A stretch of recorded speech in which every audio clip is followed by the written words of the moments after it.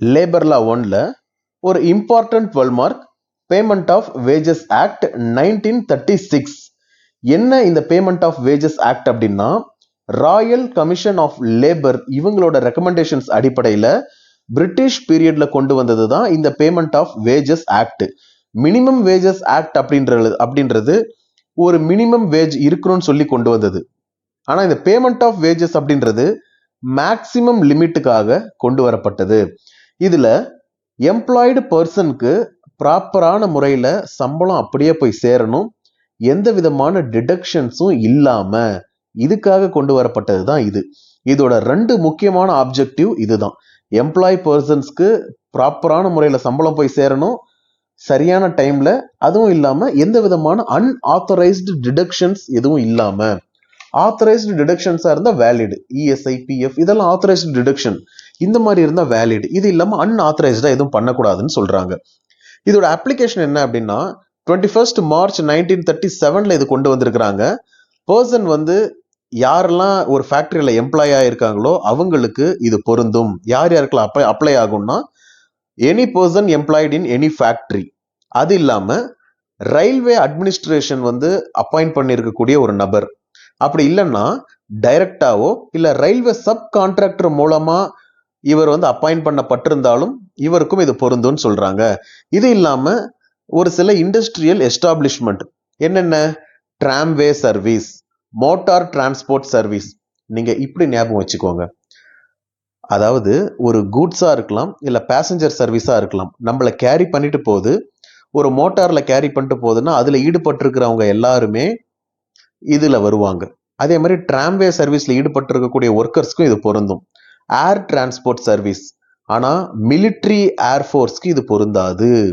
Civil aviation department of government of India அவங்களுக்கும் இது பொருந்தாது அப்படின்னு சொல்றாங்க. அதாவது சிவில் ஏவியேஷன் ஏர்ஃபோர்ஸ்க்கு பொருந்தாது. சரியா?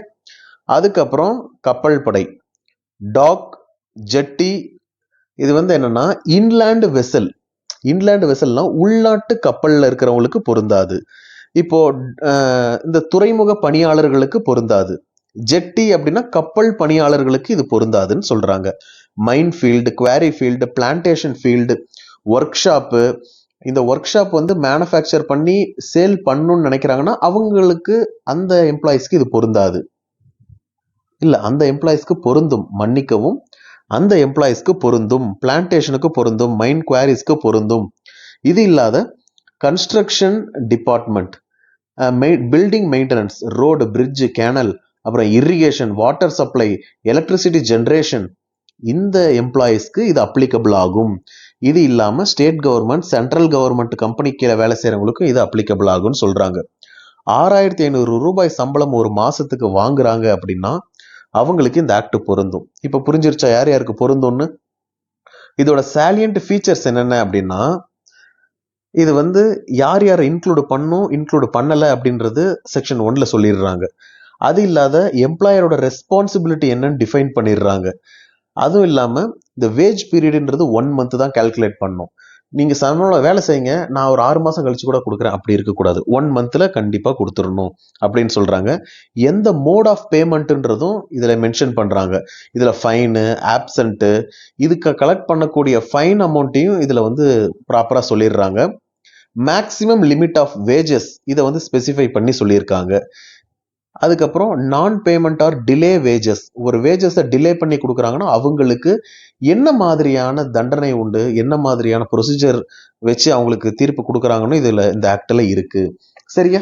அடுத்து wages and deduction from wages, இது செக்ஷன் 3 to 12 வரைக்கும் சொல்றாங்க.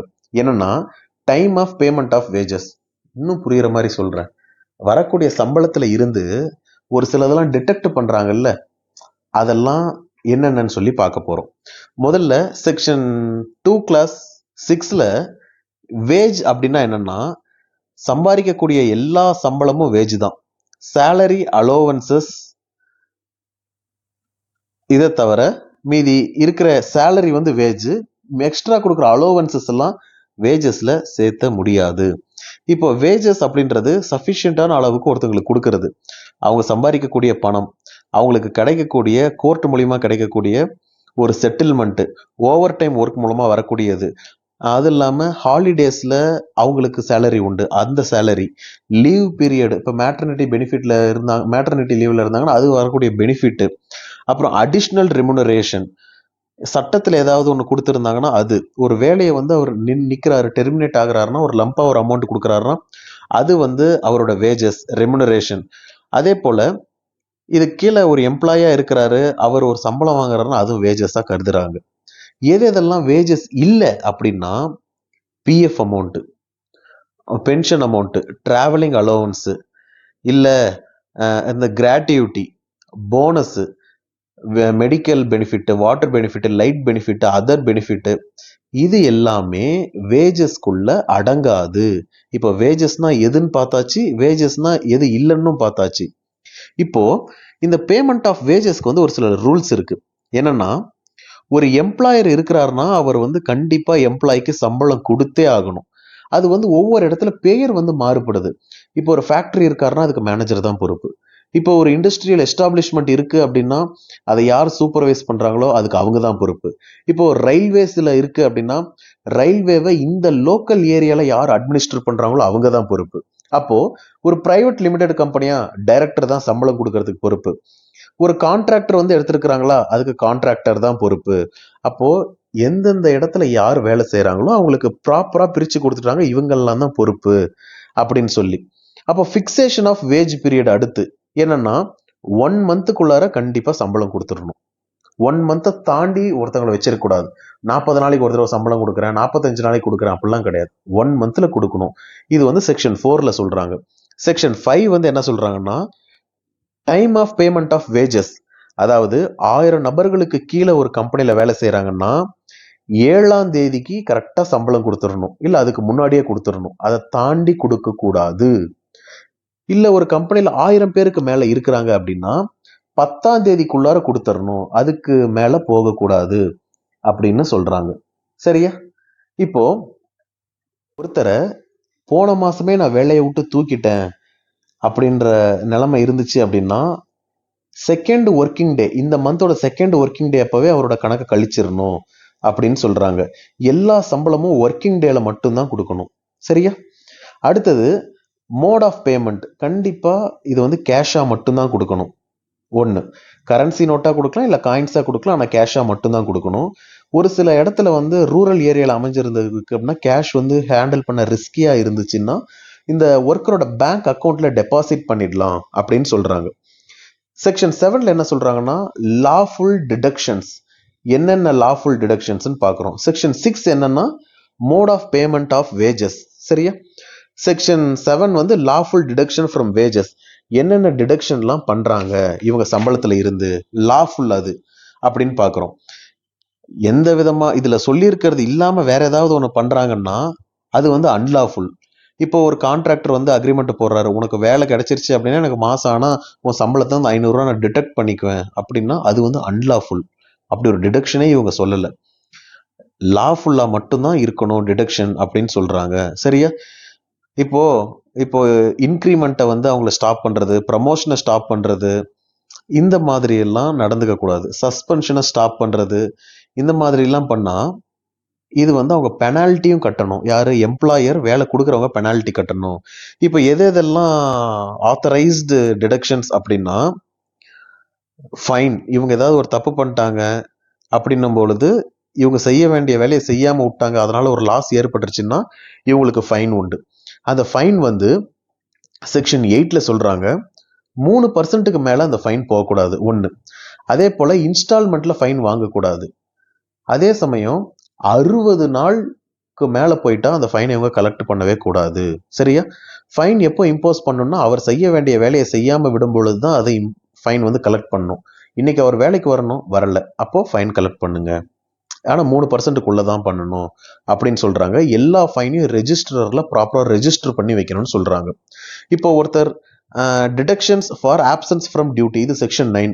ஒருத்தர் செய்ய வேண்டிய வேலையை செய்யாம விட்டுட்டார் அப்படின்னா அவர் செஞ்சிருந்தா அதுக்கு எவ்வளவு லாபம் வந்திருக்குமோ அந்த அளவுக்கான இதை தான் அவரோட சம்பளத்துல இருந்து டிடெக்ட் பண்ணணும். அதுக்கு மேல அந்த பணத்தை டிடெக்ட் பண்ணக்கூடாதுன்றாங்க.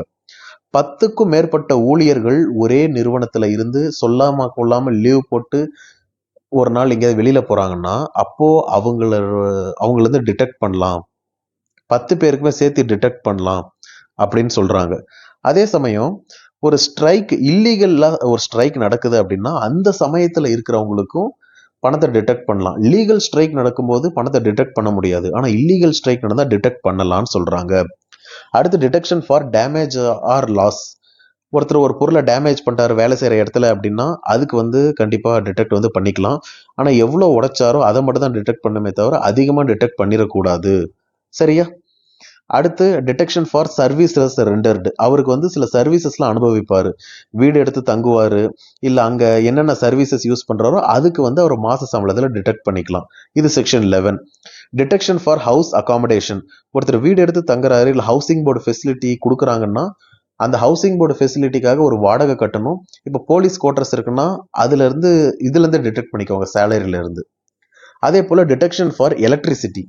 இப்போ அங்க எலக்ட்ரிசிட்டி யூஸ் பண்றாங்கன்னா எலக்ட்ரிசிட்டி போர்டு இவங்க கிட்ட இருந்து டிடெக்ட் பண்ணிக்குவாங்க. இது செக்ஷன் 11B. அடுத்தது detection in respect of profession tax. இப்போ ப்ரொஃபஷனல் டேக்ஸ் எல்லாம் கட்டுவாங்க. இந்த ப்ரொஃபஷனல் டேக்ஸ் கட்டுறாங்க அப்படின்னா இது லோக்கல் அத்தாரிட்டி டிடெக்ட் பண்ணிக்குவாங்க. இது section 11C. Detection for recovery of advance. எனக்கு பணம் தேவைப்படுது, ஆனா இந்த மாசம் நான் வேலையை சம்பளம் வரதுக்கு இன்னும் டைம் ஆகும், அடுத்த மாசத்தோட சம்பளத்தை எனக்கு கொடுங்கன்னு அட்வான்ஸா கேட்கறது தான் இங்க அட்வான்ஸ்ன்னு சொல்றாங்க. அப்படி அட்வான்ஸ் நம்ம வாங்கணும்னா அதுக்கு அடுத்த மாசம் சேலரில இருந்து அதை டிடெக்ட் பண்ணிக்குவாங்க. ஓகே, இதுதான் அட்வான்ஸ். அட்வான்ஸ் அப்படின்னா ஃபியூச்சர்ல நம்ம ஏர்ன் பண்ணக்கூடியது.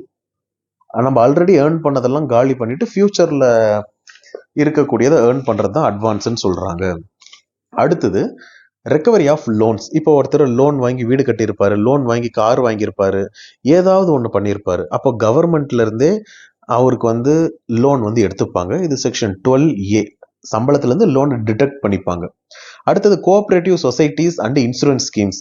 இவர் ஏதாவது ஒரு இன்சூரன்ஸ் ஸ்கீம் போட்டிருக்காரு, கோஆபரேட்டிவ் சொசைட்டில பணத்தை சேர்த்து வைக்கிறாரு, மாசம் ஆனா இவ்வளவு கட்டுறாரு, இன்சூரன்ஸ் ரீதியா ஏதாவது ஒன்று பண்றாரு அப்படின்னா அவங்களே அதுக்கான பணத்தை எடுத்துப்பாங்க. இது செக்ஷன் 13. ஆனா இது ரிட்டர்ன் அவர் ரிட்டர்ன்ல எழுதி கொடுத்துருக்கணும், மாசம் ஆனா பணம் எடுத்துக்கங்கன்னு ரிட்டர்ன்ல எழுதி கொடுத்துருந்தா இப்படி பண்ணிக்கலாம். அது இல்லாம other deduction, income tax payment, court ஏதாவது ஒன்று ஆர்டர் போடுறாங்கன்னா அது. இப்போ அவர் அவங்களுடைய மனைவி பிரிஞ்சிருப்பாரு, மனைவி மெயின்டெனன்ஸ் ஃபைல் பண்ணியிருப்பாங்க, அப்போ மெயின்டெனன்ஸ்க்காக இவரோட சம்பளத்துல இருந்தே வர்றது இது இந்த டிடக்ஷன்ஸ். அதுதான் கோர்ட் ஆர்டர் பண்றது. பிஎஃப் டிடெக்ட் பண்ணிக்குவாங்க, இஎஸ்ஐ டிடெக்ட் பண்ணிக்குவாங்க. இது இல்லாத இப்போ ஏதாவது ஒரு பெரிய வெள்ளம் வருது, பிரைம் மினிஸ்டரோட நேஷனல் ரிலீஃப் ஃபண்டுக்கு பணம் தேவைப்படுது அப்படின்னா இதுல இருந்து டிடெக்ட் பண்ணிப்பாங்க. ஆனா இந்த டிடக்ஷன் அவர் கைப்பட எழுதி கொடுத்திருந்தா மட்டும்தான் டிடெக்ட் பண்ண முடியும். சரியா? அடுத்து டிடெக்ஷன் இன் ட்ரேட் யூனியன்ஸ். இப்போ ட்ரேட் யூனியன் அவரோட செக்ரட்டரி, யூனியன் செக்ரட்டரி, நீங்க மாசம் ஆனா ஒரு கான்ட்ரிபியூட் பண்ணுங்க, 10 ரூபாயோ 20 ரூபாயோ இல்ல 100 ரூபாயோ 200 ரூபாயோ. இது நம்ம சங்கத்துல இருக்க ஆட்களுக்கு உதவிப்படும், இந்த மாதிரி சொல்லி பணத்தை வாங்குறாங்க அப்படின்னா இதுவும் அவர் ப்ராப்பரா ரிட்டர்ன்ல ஃபர்ஸ்ட் எழுதி கொடுத்துருந்தா மட்டும்தான் இப்பெல்லாம் டிடெக்ட் பண்ண முடியும். இது டிடக்ஷன்ஸ் இன் ட்ரேட் யூனியன். அடுத்து deduction for payment of insurance premium on fidelity guarantee bond. என்னன்னா இந்த கேரண்டி பாண்டில் இவர் ஏதாவது இன்வெஸ்ட் பண்ணியிருக்காரு அப்படின்னா அதுக்கு கிளைம் பண்ணிப்பாங்க இவருடைய இதுல இருந்து, சம்பளத்துல இருந்து. எல்லாமே இதுல இருந்து டிடெக்ட் பண்ணிக்கிட்டே இருந்தா அவருக்கு எவ்வளவுதான் சம்பளம் வரும்? கடைசியா இதுதான் நிற்கும், லிமிட் ஆன் டிடக்ஷன்ஸ். ஒருத்தர் 50% வரைக்கும் தான் அவருடைய வேஜை டிடெக்ட் பண்ணிக்கோங்கன்னு சொல்ல முடியும். ஒருவேளை அவர் கோஆபரேட்டிவ்ல சொசைட்டில இருக்கிறார் அப்படின்னா அதுல ஏதாவது பணம் கட்டுறாருன்னா ஒரு 75% வரையும் டிடெக்ட் பண்ணலாம். ஏன்னா கோஆபரேட்டிவ் சொசைட்டிக்கு பணம் கட்டுறது அது சேவிங்ஸ் தான். அதனால கோஆபரேட்டிவ் சொசைட்டி இல்லாம இருந்துச்சு அப்படின்னா 50% வரைக்கும் மட்டும் தான் டிடெக்ட் பண்ண முடியும். கோஆபரேட்டிவ் சொசைட்டில பணமா அவர் சேர்த்துறாரு அப்படின்னா 75% வரைக்கும் டிடெக்ட் பண்ணலாம். ஆனா என்னதான் இருந்தாலும் 25%ஆவது அவருக்கு மினிமம் கையில கிடைக்கும். இதுதான் லிமிட் ஆன் டிடக்ஷன்ஸ். இதுதான் பேமெண்ட் ஆஃப் வேஜஸ் ஆக்ட்ல முக்கியமா சொல்றாங்க.